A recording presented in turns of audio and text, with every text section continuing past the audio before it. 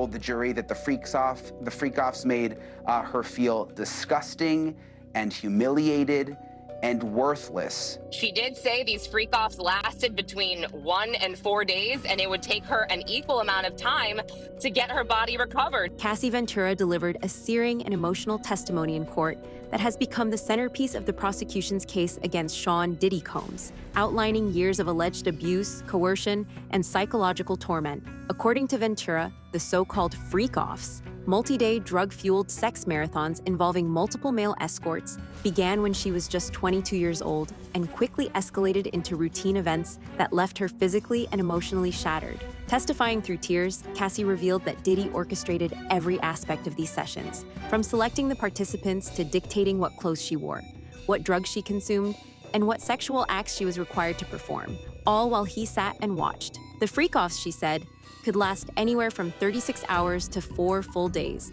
and would often leave her so drained that she needed IV fluids, rest, and days of recovery. She described being forced to engage in sex acts with as many as 4 men at a time, sometimes while under the influence of drugs Diddy allegedly provided without her knowledge, claiming her drink was once spiked with ecstasy. The events took place in high-end hotels across major cities such as New York, Miami, and even overseas locations like Spain and Turks and Caicos, with Diddy's team always preparing the rooms in advance with drugs, condoms, and baby oil. Cassie stated that she felt disgusting and worthless after these sessions, but couldn't refuse participation out of fear that Diddy would retaliate violently or release videos he secretly recorded of the encounters. She revealed that these sex marathons were so frequent and traumatic that she often couldn't work on music because her time was spent recovering from the physical toll. Prosecutors emphasized that this was not consensual activity, but a pattern of exploitation and domination by a man who used his wealth and influence to trap a much younger woman in a terrifying cycle of abuse,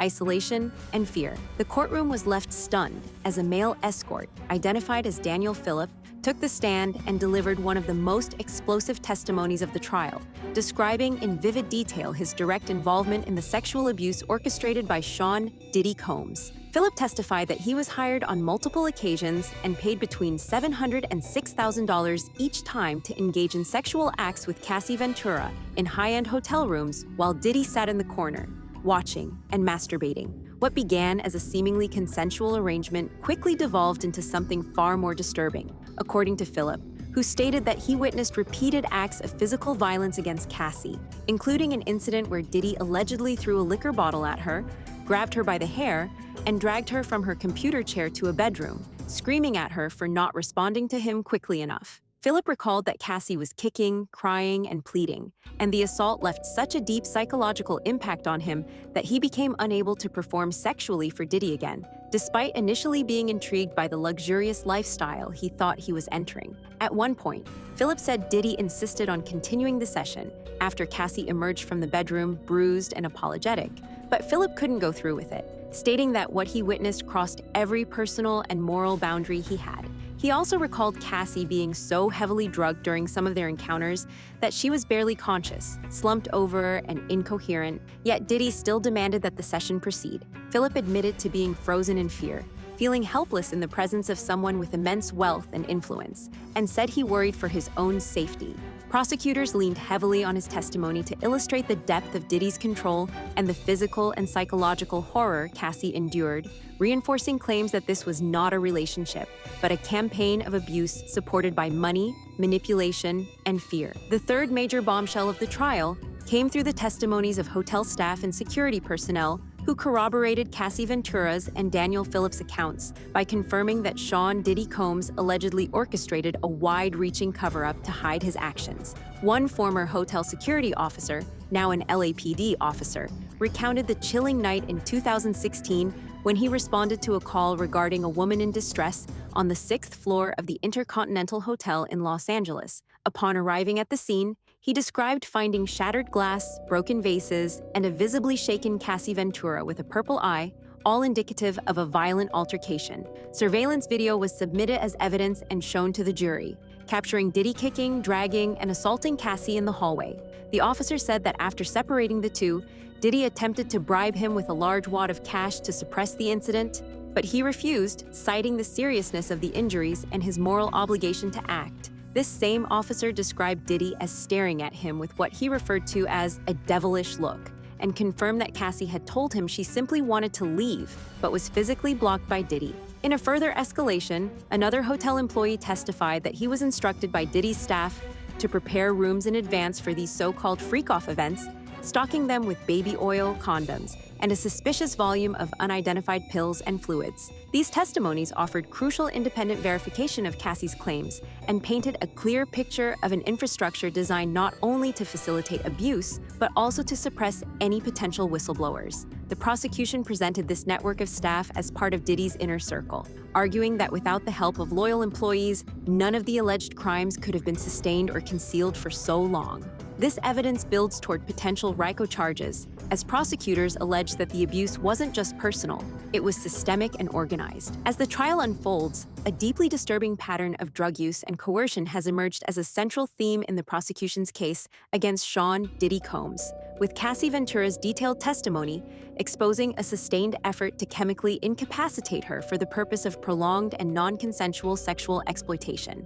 According to Ventura, Diddy routinely spiked her drinks with substances like ecstasy without her knowledge, with the first instance occurring when she unknowingly consumed a drug-laced Gatorade bottle prior to a freak-off session. She testified that Diddy maintained complete control over her physical and mental state during these events by administering a range of narcotics, including cocaine and MDMA, in order to keep her awake and compliant for marathon sex acts that could last up to 4 days. Ventura described a hellish routine in which she would be expected to endure these extended episodes involving multiple male escorts, only to spend the following days in a state of collapse, requiring medical attention, IV fluids, and solitude just to regain a semblance of physical stability. The drugs, she explained, became less about escapism and more about survival, a way to numb herself to the constant emotional and physical degradation she experienced under Diddy's orchestration. She admitted to crying in private and becoming emotionally detached, losing her identity and sense of self as the abuse became more frequent and extreme. Prosecutors presented text messages in which Ventura expressed discomfort and reluctance, to which Diddy responded with cold indifference, instructing her to make it happen anyway. Witnesses confirmed that the hotel rooms were often left in a horrifying state, littered with blood, urine, and discarded drug paraphernalia, which they were paid extra to clean without asking questions. This evidence paints a chilling picture of deliberate, premeditated control, where narcotics were weaponized not just to pacify a victim, but to systematically destroy her autonomy and ensure total domination over her body and will. One of the most emotionally charged moments in the courtroom came when Cassie Ventura, visibly pregnant and nearing the end of her term, broke down on the witness stand while recounting how Sean "Diddy" Combs allegedly pimped her out to multiple men over the span of their relationship. With the jury watching closely and reporters noting the visible distress in her demeanor, Cassie tearfully explained that her role in the so-called freak-offs evolved into something she described as a full-time job, a life in which her creative aspirations and personal identity were consumed by repeated cycles of sexual exploitation. According to her testimony, whenever she expressed exhaustion or emotional fatigue, Diddy would administer more drugs to keep her conscious and cooperative, including stimulants like cocaine and ecstasy. If she resisted or hesitated, she alleged, Diddy became violently aggressive, striking her, dragging her by the hair, or issuing chilling threats about releasing incriminating video footage he had secretly recorded. One particularly harrowing detail Cassie shared was the frequency and intensity of these sessions, which she says occurred as often as several times per month, each spanning up to 4 days and often involving multiple male escorts at once, sometimes in international locations where she was completely isolated. Prosecutors used this testimony to highlight the grotesque imbalance of power and control, emphasizing that Cassie was not a willing participant, but a young woman manipulated and brutalized by someone twice her age and 10 times her power. Observers in the courtroom noted that even jurors struggled to maintain composure, as Cassie, through sobs, described the toll it took on her body, her mind, and her spirit, how each freak-off not only violated her but erased a part of who she was. Her current pregnancy added another layer of gravity to the proceedings, making her willingness to testify all the more remarkable and underscoring the depth of the trauma she's now courageously attempting to expose. The prosecution intensified its case by turning attention towards Sean "Diddy" Combs' inner circle, methodically exposing a network of employees and confidants who allegedly played pivotal roles in enabling, facilitating, and concealing the abuse inflicted upon Cassie Ventura. In her testimony, Ventura named several of Diddy's trusted aides, including his former chief of staff, Christina Korm, longtime assistant David James, and a bodyguard known only as Rock, all of whom she claimed were instrumental in maintaining Diddy's grip over her life. She stated that Korm, then just a personal assistant, had intimate knowledge of her whereabouts, moods, and personal details, and was often involved in arranging the logistics for freak-off events, including acquiring supplies like condoms, wigs, drugs, and baby oil. Text messages presented in court revealed Korm coordinating directly with other staff members about upcoming sessions, giving weight to the prosecution's theory that this was not the work of a single man, but a calculated system designed to traffic and exploit Cassie. Ventura further alleged that Rock, the security guard, enforced Diddy's control through intimidation, often confiscating her personal belongings like her phone, car keys, jewelry, or even access to her apartment as punishment for disobedience. If she attempted to hide or leave, Rock would be sent to find her and bring her back. These disturbing accounts were bolstered by evidence from other witnesses, including one who testified that Korm later attempted to bribe a female escort into changing her story after the lawsuit against Diddy was filed, an action the escort secretly recorded and turned over to prosecutors. The prosecution argued that these enablers formed a functional criminal enterprise around Diddy, helping to manage logistics, silence whistleblowers, and create an environment where Cassie could be systematically violated without recourse. The suggestion of RICO charges loomed heavily over the courtroom, as the prosecution framed this not merely as celebrity misconduct, but as organized, coordinated abuse shielded by layers of loyalty and fear. The trial has taken a darker and more complex turn, as the prosecution revealed that a key witness, identified only as victim number 3, who was scheduled to testify against Sean Diddy Combs, has suddenly gone missing, raising serious concerns about witness intimidation and the emotional toll this case is having on those involved. Prosecutors disclosed that they had been unable to locate the woman, who was expected to corroborate Cassie Ventura's testimony with her own accounts of abuse and sexual exploitation at the hands of Diddy. While the prosecution downplayed the immediate legal impact of her disappearance, citing a lineup of other victims and witnesses prepared to take the stand, the incident has fueled fears that individuals who attempt to come forward against powerful figures like Diddy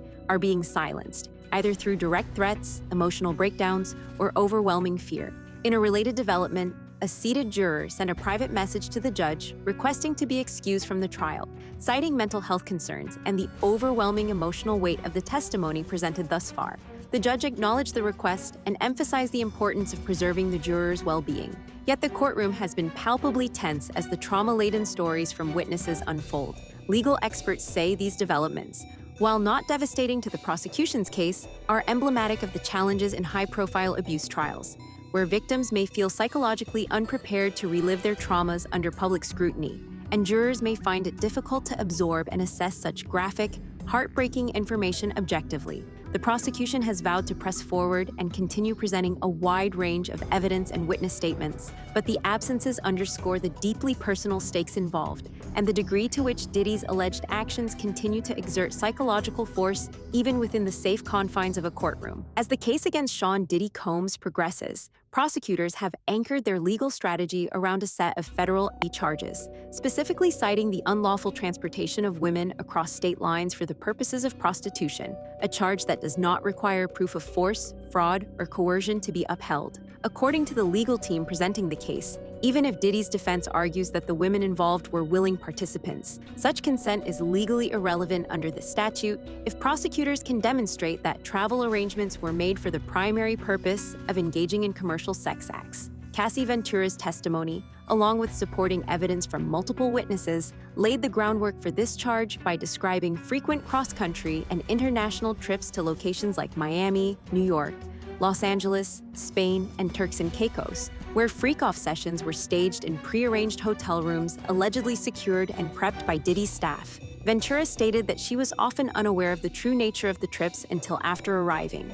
and once there, she was allegedly trapped by threats, physical abuse, and surveillance orchestrated by Diddy's employees. The prosecution reinforced their case with text messages, recorded calls, and testimonies from escorts who corroborated that these trips were not spontaneous or personal, but carefully orchestrated to serve Diddy's sexual demands. In one exchange, a female escort claimed Diddy contacted her post-lawsuit, offering money to recant her statements, an attempt at obstruction that she secretly recorded and submitted as evidence. Legal analysts believe these federal trafficking charges may be the most difficult for the defense to dismiss, given the amount of digital and testimonial evidence pointing to interstate and international planning for illegal sexual activity. Unlike more subjective allegations of coercion or emotional manipulation, this statute depends heavily on logistics and intent, which the prosecution appears to have mapped out in detail. If found guilty on these charges alone, Diddy could face serious prison time irrespective of the broader abuse allegations, making this aspect of the case a linchpin in the prosecution's strategy. As the harrowing testimonies continue to unfold, the trial against Sean Diddy Combs is increasingly being viewed not just as a case of individual misconduct, but as a cultural reckoning with systemic abuse of power and the long-standing silence surrounding celebrity privilege. Prosecutors have built a compelling narrative, piece by piece, showing that Diddy's alleged actions, ranging from drugging and coercing Cassie Ventura into multi-day freak-off sessions, to physically assaulting her in luxury hotels while staff and security looked the other way, were not isolated incidents of personal cruelty, but part of a broader, coordinated pattern of exploitation enabled by a loyal circle of employees, enablers, and fixers. With each witness, from hotel security to paid escorts, from Cassie's own tearful account to damning text messages and secretly recorded calls, the courtroom is being presented with a disturbing portrait of a man who used his wealth and fame not just to manipulate those closest to him, but to insulate himself from consequences. Cassie's decision to testify while visibly pregnant has added a sobering layer of gravity, reinforcing her credibility and the emotional trauma she continues to endure. Observers, including media analysts and legal experts, note that this case could set a precedent for how courts approach abuse involving high-profile defendants with expansive influence and control over others' livelihoods. Meanwhile, Diddy's legal team continues to argue that these events were consensual and rooted in a complicated romantic relationship, painting Cassie as a willing participant who later weaponized the narrative. But the mounting evidence, video footage, testimonies, physical injuries, and corroborating digital communications suggests otherwise. The prosecution is not only aiming for a conviction, they are seeking to expose the machinery of silence and complicity that allowed this behavior to continue unchecked for over a decade. As the trial moves forward, one thing is clear: this is no longer just about Diddy. It's about dismantling the unchecked power structures that have protected people like him for far too long.